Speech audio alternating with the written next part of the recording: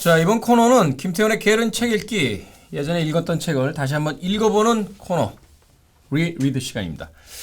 자, 지난달 말에요, 하늘에서 이 별똥별이 떨어지는 광경이 목격된 적이 있죠. 그래서 그 운석을 찾으면 정말 로또다 라고 해서 많은 분들이 이 별똥별이 떨어진 지점을 찾아 나선 뭐 그런 기억도 있다 하는 이야기를 들었습니다. 근데 제가 그 국립과천과학관 이종모 관장님한테 이야기 들었는데요, 찾기가 쉽지 않답니다. 이게 무슨 GPS가 정확하게 잡히는 그런 물체도 아니고요. 대부분의 운석이 발견이 되는 건 사막에서 발견이 된대요. 왜 그러냐면 주변에 아무것도 없고 모래만 있는데 돌이 하나 덩그러니 떨어져 있으면 운석일 가능성이 크답니다. 근데 우리나라처럼 이렇게 돌산이 많고 숲이 우거진 데서는 아파트 옥상에 떨어지지 않는 이상은 이 운석을 찾기가 그리 쉽지 않다 하는 이야기를 하셔서 별똥별 소동에 대한 어떤 그 대답이 될 수 있지 않을까 하는 생각이 들어서 이 시간에 이야기를 들어봅니다. 자, 오늘 제가 가져온 이 리드 책은 바로 그런 우주에 관한 책을 다시 한 권 골라봤습니다. 말이 필요 없죠. 우주 하면 칼 세이건, 칼 세이건 하면 우주입니다. 사실 이후에도 무수히 많은 그 우주에 관한, 천문학에 관한 책들이 씌워졌습니다만 이 칼 세이건의 코스모스를 넘어서는 책은 아직까진 없다 하는 생각이 듭니다. 심지어는 몇 년 전에는요, 그 버락 오바마 대통령이 막 극찬했던 이 코스모스에 대한 새로운 리메이크 버전이 만들어지기도 했는데, 많은 사람들이 그 80년대에 제작됐던 칼 세이건의 코스모스가 훨씬 더 재밌었다 하는 이야기를 하기도 했습니다. 그거 왜 그럴까요? 뭐 오리지널에 대한 어떤 아우라 뭐 이런 걸까요?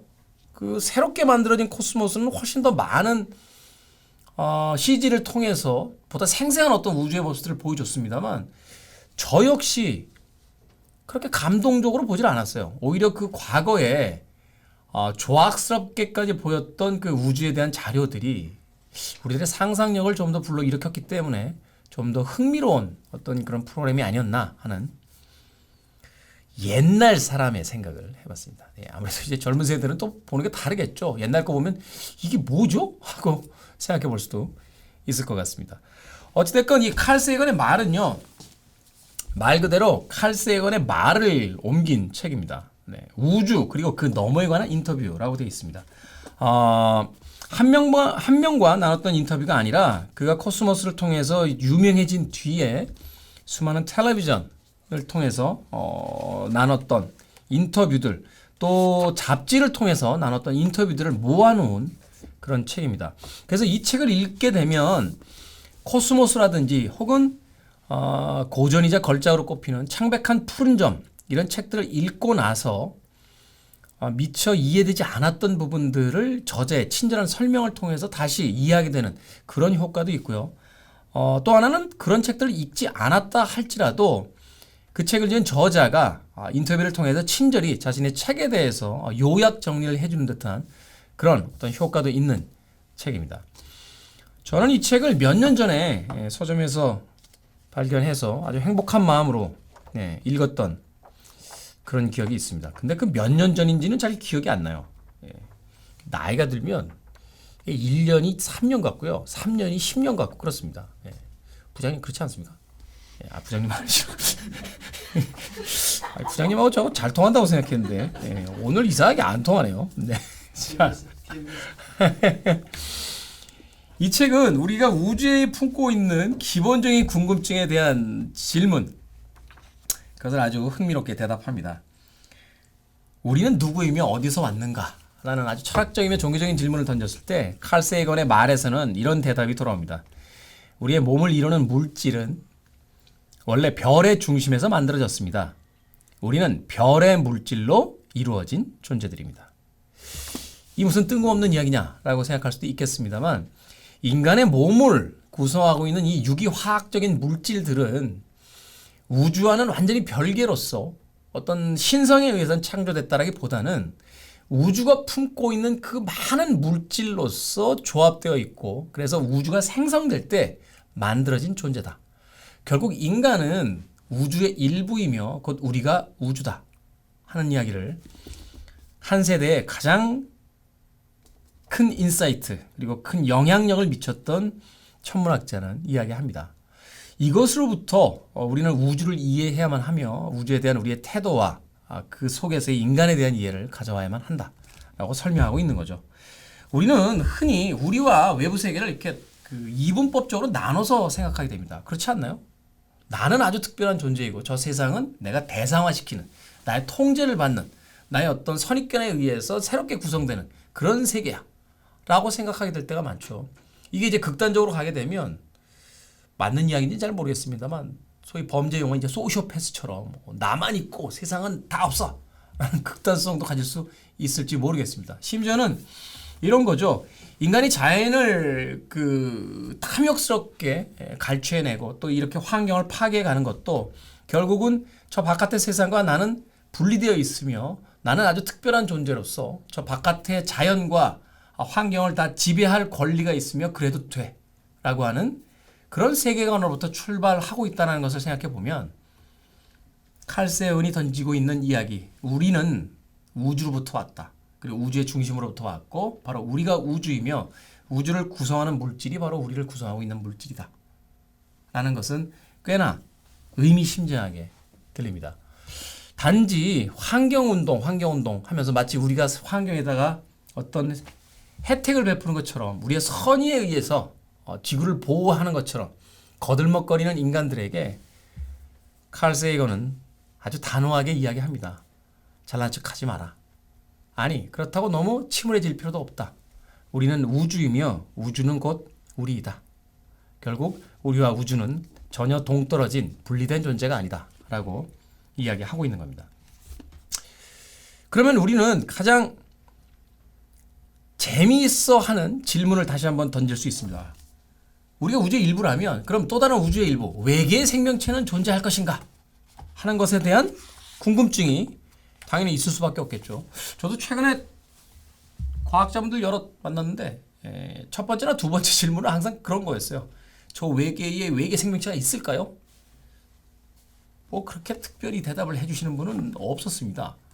그런데 실망한 우리들에게 칼 세이건은 아주 멋진 대답으로서 우주에 관한 생명체가 있는가에 대한 질문에 대한 답을 주고 있습니다. 저는 다른 곳에 생명이 있는가 없는가 하는 것은 중요한 문제라고 생각합니다. 중요한 문제에 대해서는 증거를 얻기 전에 결정을 내려서는 안 되는 법이죠. 그러나 어떤 사람들은 데이터가 입수될 때까지 판단을 미루는 게 힘든 모양입니다. 심란한 일이에요. 저는 타임 라이프 출판사에서 행성에 관한 대중서를 쓴 적이 있는데요. 그때 이런 식으로 쓰곤 했습니다. 여기 관련 데이터가 있습니다. 어떤 사람들은 이게 해답이라고 생각하고 또 다른 사람들은 저게 해답이라고 생각합니다. 그러면 라이프 편집자들은 제게 이렇게 말했어요. 보세요. 여러 대안을 제공해서 독자를 헷갈리게 만들지 마세요. 그냥 뭐가 맞는지만 알려주세요. 우린 과학자들에게 대답을 얼른 내놓으라고 강요하죠. 외계엔 생명체가 있는 겁니까? 없는 겁니까? 라고 물어보면 많은 과학자들도 무엇인가 대답을 내놔야 된다는 강박관념에 시달리고 또 그래서 자신들의 얻고 있는 자료와 함께 자신들이 생각하고 있는 상상력을 덧붙여서 무엇인가의 대답을 내놓을 때가 있습니다. 그런데 칼 세이건은 아주 단순하게 이야기합니다. 그건 아주 중요한 문제입니다. 외계의 생명체가 있는지 없는지는 정말로 중요한 문제입니다. 그렇지 않나요? 그렇게 중요한 문제라면 충분한 자료가 모아질 때까지는 대답을 유보해야만 합니다. 우주에 생명체가 있는지 우주에 생명체가 없는지에 대한 확실한 증거가 등장할 때까지는 그냥 모르는 점으로서 내버려 두십시오. 있는지 없는지 아직까지는 알 수 없습니다. 라고 우리는 대답을 유보해야 된다. 라고 말합니다. 흔히 벌어지는 많은 맹신들, 잘못된 과학적인 신념들, 혹은 종교적인 오판들 어디서 출발할까요? 알지 못하는 것을 억지로 해석하는 것에서 그런 오해들이 더 생겨나고 있지 않을까요? 고대 이집트인들이 태양이 신이고, 그죠? 달이 만월이 뜨면 이상한 일들이 생긴다. 막 이렇게 믿으면서 또 서양의 어떤 여러 가지 전설에 보면 보름달이 뜨면 늑대 인간이 나타난다. 뭐 이런 이야기도 있었고요. 유성이 떨어지면 하늘이 노했다 하면서 여러 사람들을 산치로 제물로 바쳤던 그런 어떤 고대사로부터의 비극적인 사건들을 떠올려 본다라면 하늘에 왜 태양이 있는지 유성이 왜 떨어지는지 모르겠어 라고 하면 그냥 내버려 두면 되는데 왜 떨어지는지를 알 때까지 아직까지는 잘 모르겠다 라고 내버려 두면 되는데 그걸 자꾸 해석하려고 드는 순간 오해를 불러일으키게 되고 있지도 않은 무엇인가를 만들어내서 주변에 여러 사람들을 괴롭히게 된다는 거죠. 아주 단순한 예를 들면 이런 거예요. 남자친구가 여자친구에게 전화를 했어요. 어딘지 궁금해서 안 받습니다, 전화를. 그럼 아직까지는 이 여자친구가 어디 있는지 모르는 거예요. 그렇지 않나요? 그런데 이때부터 별것도 없는 데이터를 가지고 추리를 시작합니다. 아침부터 이상했어. 문자를 보냈는데 왠지 오늘 바쁜 척을 했고 뭔가 즐거운 일이 있어 보이는데 나한테는 숨기려고 했던 것 같아. 그리고 대개 이 시간이면 어디에 있어야 되는데 연락을 안 받아? 이건 뭔가 엉뚱한 일을 벌이고 있는 거야 라고 상상을 하는 순간 이 예를 들으니까 시큰둥하던 우리 젊은 스태프들이 고개를 끄덕이기 시작하는군요. 이런 순간부터 뭐가 돼요? 이제 싸움이 시작되는 거예요. 너 어디 있었어? 배터리가 없었다고 말이 돼? 내가 너랑 만나는 동안 단 한 번도 배터리가 없었던 적이 없었대. 그날따라 공교롭게 없을 수도 있죠. 그러나 우리는 확인되지도 않은 데이터를 가지고 그날의 그 여자친구와 남자친구의 행동을 다 분석하려고 드는 순간 오해가 발생되고 싸움이 일어나고 결국 연애 관계는 파국을 향해서 달리기 시작합니다. 칼 세이건은 이렇게 말하고 있는 겁니다. 아직 모르잖아요. 그러면 내버려 좀 두십시오. 외계인이 있는지 없는지 우리는 알 수 없는데 왜 지금 자꾸 결론을 내리려고 합니까? 없다라고 얘기해도 문제고 있다라고 얘기해도 문제입니다. 그러니 확실한 데이터가 모아질 때까지 그 질문은 다음 세대를 위한 질문으로서 내버려 두십시오. 결정하려고 하지 마십시오. 라고 이야기합니다. 칼 세이건 아저씨는 정말 우주로부터 우리의 연애에까지 지대한 영향을 미친 과학자이자 철학자가 아닌가 하는 생각이 듭니다. 나는 내가 놀라운 것 같아. 우주에 대한 이 철학적인 질문에서 연애에 대한 이 흔해 빠진 어떤 질문으로 끌어낼 수 있는 나의 능력이 정말 놀랍지 않습니까? 에? 그죠? 야, 진짜 저를 꼰대 보듯이 봤던 우리 젊은 스태프들이 이제 흐뭇하게 웃고 있습니다. 오늘 하나 하는구나. 에. 또 하나의 질문에 대한 칼 세이건의 대답을 들어보죠. 신은 어디 있습니까? 신은 과연 있습니까? 라는 질문자의 질문에 이렇게 대답합니다. 제가 강연을 끝낸 뒤 청중이 제게 신을 믿습니까? 라고 물으면 저는 질문자가 말하는 신이란 정확히 무슨 뜻이냐고 되묻곤 합니다. 이 용어는 무수히 다양한 종교에서 무수히 다양한 뜻으로 통합니다. 어떤 사람에게는 그것이 흰 턱수염을 길게 기른 옅은 피부색의 거대한 남자. 우리가 흔히 이제 떠오르게 되는 어떤 신의 형상이죠. 또 어떤 사람에게는 저기 하늘 어디에 왕좌에 앉아서 땅에 떨어지는 참새의 수를 일일이 헤아리느라 바쁜 남자를 뜻합니다. 우리는 신 그러면 저 어떤 사막에 있는 모래알 숫자도 다 알고 있고 아침에 모유를 쪼고 있는 저 닭이 생각하고 있는 고민도 알고 있다. 이렇게 생각을 하게 되니까요. 또 다른 사람에게는 가령 바히르 스피노자나 알베르트 아인슈타인에게는 신이 우주를 묘사하는 모든 물리 법칙의 집합과 사실상 같은 뜻이었습니다. 그러니까 과학자들에게 신이란 물리의 법칙을 이야기했다라고 말합니다. 저는 세상에 자연 법칙의 존재를 부정하는 사람이 있으리라고는 상상할 수 없습니다만 하늘의 노인에 대한 설득력 있는 증거는 모르겠습니다. 라고 말합니다. 결국 칼 세이건은 과학자로서 세상의 모든 것들은 물리적 법칙에 의해서 이루어지는데 그러면 분명히 종교학자들은 아닙니다. 그 모든 법칙을 뛰어넘는 그 법칙을 만들어낸 신이 분명히 있습니다. 라고 말할 것이다. 그런데 나는 과학자로서 그게 말이나 됩니까? 라고 부정하고 싶진 않다. 왜냐하면 앞서서 이야기한 것처럼 우리가 흔히 믿고 있는 그 이미지로서의 신이 존재하는지 안 하는지 아직까지 모르겠다. 그런 데이터는 나는 만나본 적이 없다. 라고 이야기를 하고 있는 거죠. 과학과 종교는 결코 대립되는 것이 아니라 과학과 종교는 서로를 이해하기 위해서 마치 말이 서로 다른 연인들이 싸우듯이 그렇게 수백 년, 수천 년을 이어왔고 아직도 서로에 대해서 완전히 이해하고 있지는 않다라고 칼 세이건은 말하고 있는 것 같습니다. 신이 아예 존재하지 않는다고 확신하려면 우주에 대해서 우리가 지금 아는 것보다 훨씬 더 많이 알아야 할 겁니다. 그 이야기는 지금 우리가 알고 있는 이 과학의 수준을 가지고 보세요. 세상은 과학으로 물리로 움직이잖아요. 그러니 신은 없습니다. 라고 얘기하는 과학자들의 대답도 너무나 섣부르고 신은 존재합니다. 라고 외치는 종교인들의 그 근거도 아직까지 우리를 설득시킬 만큼은 되지 않는다. 라고 그는 열린 대답으로서 우리에게 답합니다. 칼 세이건의 이야기는 단지 우주에 대한 질문에 대한 대답이 아닙니다.